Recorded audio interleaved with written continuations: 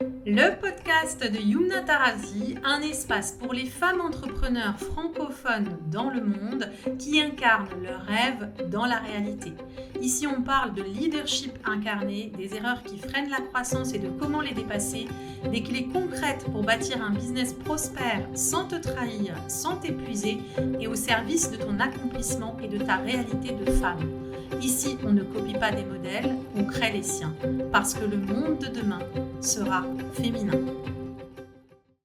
Aujourd'hui, je voudrais vous parler de vulnérabilité en entrepreneuriat et c'est un mot qu'on ne trouve pas souvent associé à l'entrepreneuriat. Et c'est souvent un sujet extrêmement puissant, parfois qui peut être inconfortable pour certains, parce que si vous regardez l'image qu'on nous montre le plus souvent dans le monde du business, on voit plutôt des personnes très sûres d'elles, très solides, très affirmées. On le voyait beaucoup chez les hommes, mais on le voit de plus en plus aussi chez les femmes qui se mettent en scène dans des tenues spectaculaires, hyper maquillées, dans des décors presque retouchés par l'IA, dans des mises en scène impressionnantes qu'on se demanderait presque si c'est une photo naturelle. Des femmes qui vont se mettre en scène dans des cadres de richesse, parfaitement retouchés, etc. Et donc, on imagine, ça nous donne l'image qu'une businesswoman avance avec assurance, qu'elle maîtrise tout, qu'elle doute jamais, qu'elle vacille jamais, et qu'il y a qu'elle qui réussit, en tout cas, tout ce à quoi elle touche réussit. Et on a un peu cette image de la femme vraiment parfaitement sûre d'elle, parfaitement alignée, confortable, avec des tenues dignes d'un défilé de mode. Et pendant longtemps, on a cru que pour réussir dans le business, il faut ressembler à ça. Jusqu'à aujourd'hui, moi, j'accompagne des femmes qui ont l'impression de pas paraître suffisamment professionnelles avec s'habiller vrai.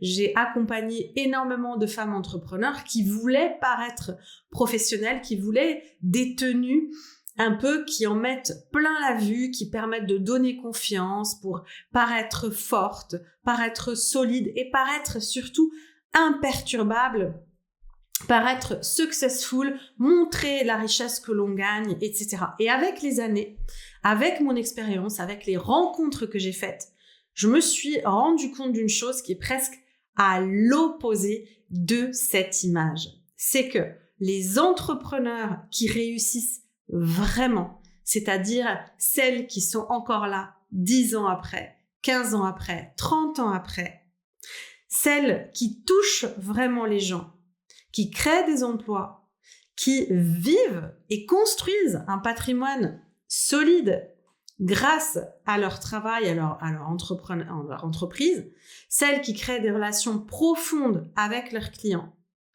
Et souvent, ce sont les entrepreneurs qui vendent le mieux. Eh bien, ces entrepreneurs-là, qui souvent ne payent pas de mine, sont ceux qui n'ont pas peur de leur vulnérabilité, qui l'acceptent et qui n'ont pas peur qu'elle se voie. Parce que quand on réussit, on comprend que vulnérabilité et entrepreneuriat ne peuvent pas être séparés, qu'ils font vraiment un couple solide. Et c'est de ça que j'ai envie de vous parler aujourd'hui parce que beaucoup de femmes entrepreneurs que j'accompagne repoussent la vulnérabilité, va des rétros comme quelque chose de dangereux, comme quelque chose qui va mettre en péril leur entreprise. Alors que c'est justement quand on est à cet endroit-là que quelque chose de solide, de durable, de vrai, d'authentique, de successful, de prospère peut se mettre en place. Donc, avant d'aller plus loin, il faut reconnaître que cette vulnérabilité, elle fait peur parce que dans notre imaginaire collectif, être vulnérable, c'est associé à l'échec, à la faiblesse, c'est associé à quelqu'un qui est perdu et qui ne sait pas réussir. Donc, on se dit que si on montre ses doutes, les gens vont prendre avantage de soi et surtout, ils vont perdre confiance en moi. Que si je montre mes fragilités, les gens vont se dire « Ok, elle est pas solide, on veut pas travailler avec elle. » Que si je montre mes erreurs, on va me juger et encore une fois, on va dire « Elle sait pas ce qu'elle fait, elle se trompe. » Et dans le monde de l'entrepreneuriat, ces peurs peuvent être encore plus fortes parce que souvent, chez tout le monde, il y a cette peur sous-jacente de ne pas avoir assez de clients. Et donc, si je me mets en danger en montrant mes faiblesses, eh bien, on exacerbe cette peur que les gens ne signent pas chez nous parce que les gens, ils ont besoin de signer chez quelqu'un qui a confiance en lui. Alors évidemment, c'est une question de dosage, une question de subtilité. Là, je suis pas en train de vous dire d'aller montrer à la terre entière que vous taillez les veines ou que vous souffrez le martyre ou de recenser toutes vos erreurs parce qu'encore une fois, dévoiler sa vulnérabilité, c'est toujours pour le faire au service de ses clients, toujours le faire au service de son entreprise et pas juste pour être vulnérable. Parce que quand on vend un service, quand on accompagne des personnes, quand on est coach, thérapeute, consultant, etc., on peut avoir l'impression que les gens cherchent toujours quelqu'un de parfaitement solide. Et comme si on devait être la personne qui a réponse à tout. Qu'on doit tout le temps être cohérent, tout le temps être aligné. Et la réalité, ça n'a rien à voir. La réalité, c'est qu'on est des humains et qu'on ne connecte pas avec la perfection. C'est pas grâce à notre perfection que les gens ont envie de connecter avec nous, c'est grâce à notre authenticité. Et on va voir qu'à partir de là, la vulnérabilité et la confiance en soi vont de pair. Et c'est tout à l'inverse de la working girl sûre d'elle-même qui se met en scène dans des mises en scène incroyables pour crédibiliser ses offres et ses tarifs. C'est tout l'inverse. On va voir comment vulnérabilité et confiance en soi vont de pair et forment un couple solide. Et il y a quelque chose vraiment que j'ai compris avec le temps, avec l'expérience, c'est que se montrer vulnérable et avoir confiance en soi ne sont pas à l'opposé.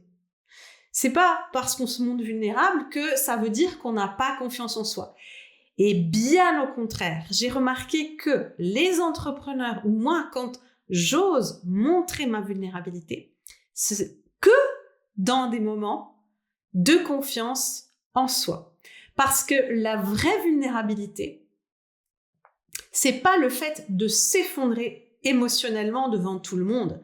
C'est pas de partir en flaque pour être ramassé à la petite cuillère. C'est pas le fait de tout partager sans filtre. En fait, la vulnérabilité, c'est tout simplement la capacité de dire la vérité sur ce qu'on est en train de vivre. C'est-à-dire d'être sincère et vrai sur le moment qu'on est en train de traverser, de reconnaître les situations dans lesquelles on est, de pas se cacher derrière une image parfaite. Et ce qui est intéressant quand une personne est capable de faire ça, c'est que ça ne diminue pas la confiance qu'on a en elle, bien au contraire, ça fait l'inverse, ça crée la confiance dans la professionnelle parce que tout à coup, on peut s'identifier. La relation devient plus humaine, elle devient plus vraie, elle devient plus sincère. On a envie de travailler avec cette femme parce qu'on commence à se dire « Ok, je peux m'identifier à elle, son chemin fait sens. Effectivement, je me voyais pas rentrer avec une coach parfaite, je me serais sentie en dessous, je me serais sentie trop humaine, trop imparfaite à côté. » Et je me souviens d'une situation qui m'a énormément appris à ce sujet. Et c'était à l'issue d'une conférence en ligne que j'ai donnée, c'était une masterclass que j'ai donnée, où j'ai vécu un grand moment de vulnérabilité. Et pendant cette masterclass, j'avais abordé certains sujets avec une certaine spontanéité, j'avais été assez cash, et j'étais très fière de moi, parce que j'avais vraiment travaillé ma masterclass pendant longtemps, j'avais remis en cause chaque phrase, etc. Et une fois que la masterclass était finie, enfin déjà ça avait commencé un petit peu dans les commentaires du live, et une fois que la masterclass est finie, en débriefant avec mon équipe, avec mes coachs, et puis des retours que j'ai eus par mail par des personnes bienveillantes, etc., je me suis rendu compte après coup que certaines de mes paroles avaient été maladroites et avaient pu heurter certaines personnes qui se sont senties rejetées suite à mes propos. Bien évidemment, vous vous doutez que c'était pas du tout mon intention. Je voulais tout créer sauf le rejet. Moi, je voulais que les gens signent avec moi. Je voulais pas créer du rejet. Et quand on est spontané, authentique, il peut y avoir des maladresses parfois. Et donc, quand j'ai commencé à recevoir ces messages de personnes qui me disaient qu'elles avaient été blessées, qu'elles n'allaient plus me suivre, que ce que j'avais dit était inadmissible, etc., j'aurais pu faire plusieurs choses à ce moment-là. J'avais plusieurs choix à ce moment-là. J'aurais pu ignorer, voilà, faire delete, ok, au revoir, merci, au revoir, c'est de votre faute, merci, au revoir. J'aurais pu me dire que c'est pas grave, minimiser la situation. J'aurais pu aussi me justifier, expliquer aux gens pourquoi j'ai fait ceci, mais c'est pas ce que vous croyez, etc. Mais ce que j'ai choisi de faire, c'est autre chose. D'abord, j'ai pris un moment pour réfléchir, pour prendre du recul, et j'ai pris le temps vraiment de sentir à l'intérieur de moi le décalage entre mon intention, ce que j'avais envie de dire, et comment les gens avaient réagi. Et après avoir pris ce temps de recul, j'ai décidé d'écrire à toute ma liste en me disant, ok, peut-être qu'il y a des gens qui n'ont pas suivi, il y a des gens qui sont peut-être même pas au courant, mais je vais transformer cet événement en opportunité pour montrer vraiment qui je suis. Et ce montrer vraiment qui je suis, on ne peut pas tous les jours le faire. Là, j'avais une occasion vraiment spécifique de le faire. Et c'est dans ces moments-là qu'on est vulnérable. Et donc, dans ce mail, j'ai expliqué mon intention. J'ai aussi reconnu que certaines de mes paroles avaient pu être maladroites. J'ai aussi fait un post sur les réseaux sociaux pour clarifier certaines choses. Et je l'ai fait dans une posture de simplicité. Vraiment, j'ai dit ce que j'avais sur le cœur, pas en me défendant, pas en me justifiant, et pas pour chercher à convaincre qui que ce soit. Mais j'ai vraiment pris le temps de renommer les choses comme elles étaient, pour dire, voilà ce qu'était mon intention, voilà ce que je voulais transmettre, voilà comment ça a été perçu par certaines personnes qui ont été blessées, et je les comprends, c'est pas ce que je souhaitais. Et je me suis excusée. C'est un mail, vraiment, ça m'a pris quelques jours à l'écrire, avec le post qui allait avec. Et ce qui s'est passé ensuite m'a énormément surprise. Parce que j'ai reçu énormément de messages de soutien, des messages de personnes qui me disaient avoir été touchées par cette démarche. Certaines m'ont dit qu'elles avaient encore plus confiance en moi. Et certaines sont même devenues clientes par la suite, alors qu'il s'agissait des mêmes personnes qui m'avaient écrit pour me dire que je les avais blessées. Et je peux vous dire que c'était pas prémédité, c'était pas pour créer le buzz, c'était pas une stratégie marketing. Là, c'était une manière d'être dans ma vulnérabilité, c'est-à-dire de dévoiler à mon audience un moment de vérité en mettant mes propres mots et de pouvoir dire un moment de vérité que on était en train de partager ensemble. Et ça m'a énormément fait réfléchir parce que moi, j'étais extrêmement inconfortable de faire ça. J'aurais pu m'en passer. Franchement, sur le moment, je savais pas où me mettre. J'étais pas bien. Je pensais avoir vraiment raté mon lancement et mes ventes. Et en réalité, ça a provoqué l'effet inverse alors que c'était pas du tout prémédité. Et ça m'a montré à quel point la vulnérabilité pouvait créer une connexion très forte et même comment la vulnérabilité pouvait vendre quand elle n'était pas calculée. Et ça a été une grande leçon que je transmets toujours à mes clients, c'est plus on donne accès à soi, à sa vérité, à qui on est, et plus on va vendre en dehors des stratégies, en dehors de toute préméditation. Parce que aujourd'hui, surtout en 2026, les codes ont changé. Tout ce qui est de l'ordre de la stratégie marketing qui ressemble à des choses qui viennent des États-Unis crée une saturation chez les différents prospects dans les différents milieux parce que les gens connaissent tellement bien maintenant les rouages du marketing, ils s'y sont habitués. Il y a eu vraiment un pic au moment du confinement, un pic de vente de tous ces mécanismes-là. Et à partir de 2022-2023, il y a eu vraiment un déclin de toutes ces méthodes qui aujourd'hui sont facilement repérables et débusquables par les prospects.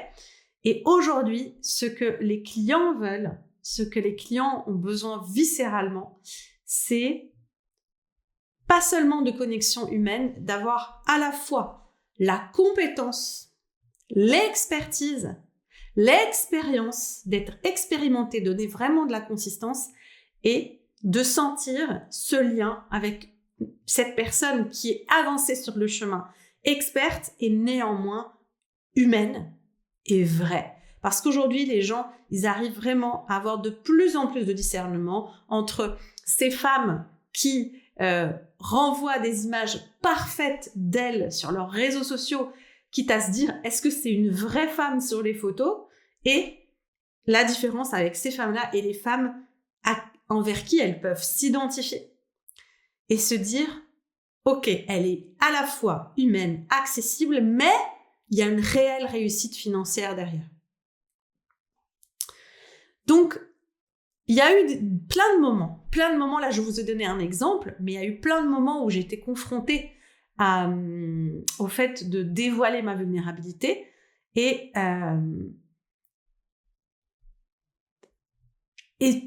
bien au-delà de ce live, j'ai reçu régulièrement des messages de personnes qui me disaient avoir été touchées, etc. La réaction la plus simple quand c'est comme ça, c'est de se fermer, de se dire ok, c'est pas mon problème, c'est son problème, qu'elle aille travailler sur elle, etc. Mais selon les messages que je reçois, des fois je prends un moment d'écouter, je prends le temps de comprendre pour reconnaître comment certaines de mes paroles peuvent être interprétées. Et tout ça, tous ces messages, tous ces feedbacks qu'on me fait, c'est de l'or parce que c'est grâce à ça que j'arrive à évoluer et à transformer ma communication pour toucher le plus de gens possible. Et c'est aussi le fait d'accepter que je ne suis pas parfaite, d'accepter que je puisse faire des erreurs. Et ça enlève la pression. C'est aussi ce qui permet de créer des relations beaucoup plus profondes. Et puis, il y a tous ces moments dans la vie d'une entrepreneur où on ne choisit pas vraiment d'être vulnérable, ça s'impose naturellement. Et dans mon cas, ça a été la naissance de mon fils, où là, l'année qui a suivi sa naissance a été une grosse claque. D'ailleurs, je vous invite à écouter mon podcast. En 2024, j'ai pris une grosse claque et je parle de cette année-là, justement du postpartum, avec tout ce que ça peut impliquer émotionnellement, physiquement, intérieurement.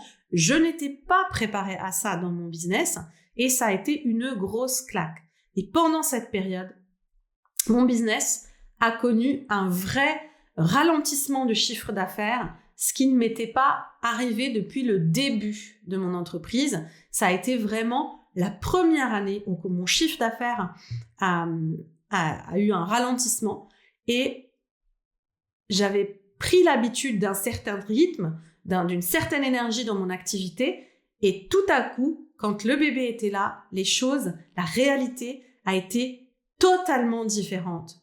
Et ça a été un moment très confrontant parce que je traversais le gué, donc je pouvais pas tout arrêter. Il y avait des responsabilités, il y avait des frais, il fallait couvrir ces frais, il fallait piloter un bateau à la dérive alors que je n'en avais pas la force. Et là, j'ai pas choisi d'être vulnérable, je l'étais et j'étais en pleine noyade et j'étais plus dans cette même énergie. J'ai mis quelques mois avant de réaliser que certaines choses allaient prendre du temps et j'ai mis un peu de temps aussi à digérer tout ça, à pouvoir en parler, à pouvoir le partager et puis surtout à pouvoir prendre des décisions pour limiter les dégâts et finir l'année quand même avec un chiffre d'affaires positif alors que l'entreprise était en train de se noyer. Donc ça a été le fait, là j'incarnais ma vulnérabilité, j'avais pas le temps d'en parler, j'en ai parlé l'année qui a suivi Mais c'est aussi ce qui nous permet de montrer la réalité de la vie entrepreneuriale à travers le prisme de cette vulnérabilité, que derrière les entreprises, il y a des êtres humains avec des cycles, avec des moments forts et aussi avec des moments plus fragiles. Et justement, ce sont ces expériences-là qui permettent aussi de mettre en exergue les failles d'une entreprise. Et moi, c'est ça que j'ai pris en 2024 dans cette claque-là, c'est que tant que j'avais pas l'enfant, je contrôlais très bien mon entreprise, je la pilotais très bien, et à partir du moment où il y a une contrainte dans ma vie personnelle, eh bien, tout partait en dérive. Et donc, ça a mis en exergue certains endroits fragiles de mon entreprise sur lesquels je travaille aujourd'hui depuis 2 ans et qui me permettent de renforcer l'entreprise pour opérer le virage qu'il faut et que l'entreprise puisse survivre à d'autres types de moments vulnérables de la part de la chef d'entreprise que je suis. Et ça, c'est grâce à la vulnérabilité, c'est grâce à la vulnérabilité dans laquelle j'étais que j'ai pu m'ouvrir, voir ces failles-là et commencer à travailler dessus.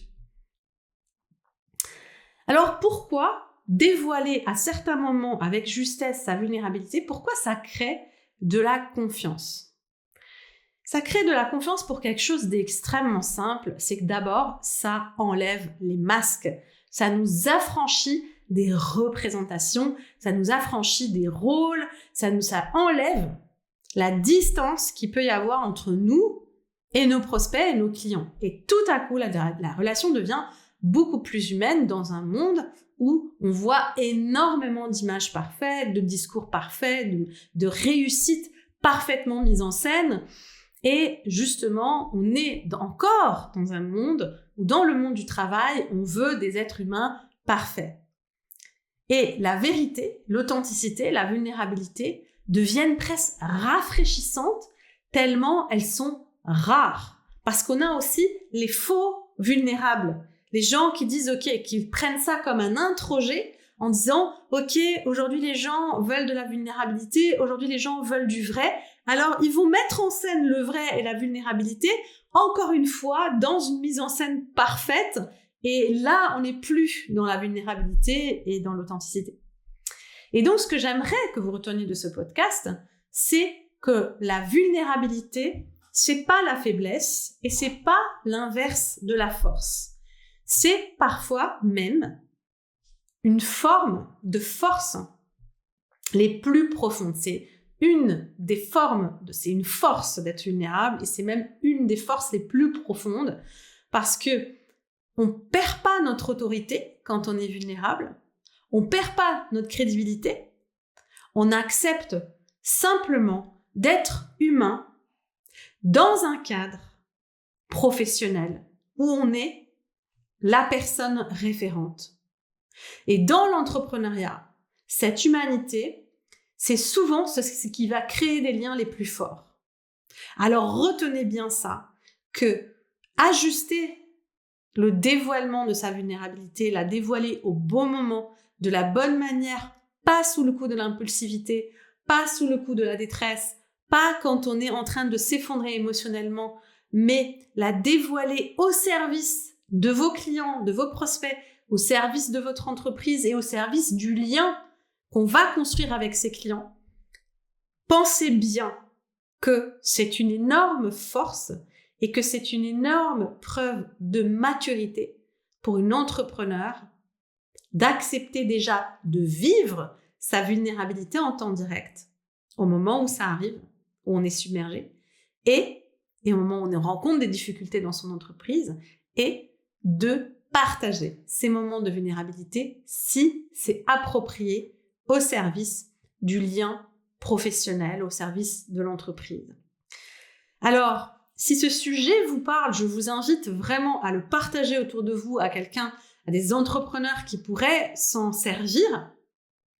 Et si vous ressentez l'élan pour que je vous accompagne dans votre aventure entrepreneuriale, sachez que j'ouvre quelques sessions stratégiques limitées d'ici quelques semaines, puisqu'on va commencer l'accompagnement en juin 2026 et je n'ouvre qu'une seule cohorte par an, voire une seule cohorte tous les 2 ans, puisque quand je m'implique auprès des entrepreneurs que j'accompagne, je m'implique corps et âme, je retrousse les manches, je prends peu de business que j'accompagne pour pouvoir entièrement m'y engager et être complètement branché vraiment sur vos entreprises comme si c'était les miennes.